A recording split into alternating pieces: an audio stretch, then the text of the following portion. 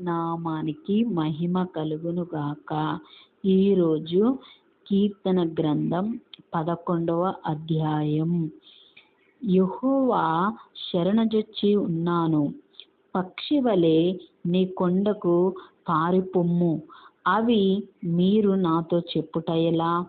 దుష్టులు విల్లెక్కు పెట్టి ఉన్నారు, చీకటిలో యథార్థ హృదయముల మీద వేయుటకై తమ బాణములు నారి యందు సంధించి ఉన్నారు. పునాదులు పాడైపోగా నీతిమంతులేమి చేయగలరు? యెహోవా తన పరిశుద్ధ ఆలయంలో ఉన్నాడు. యెహోవా సింహాసనము ఆకాశమందున్నది. ఆయన నరులను కనులార చూచుచున్నాడు.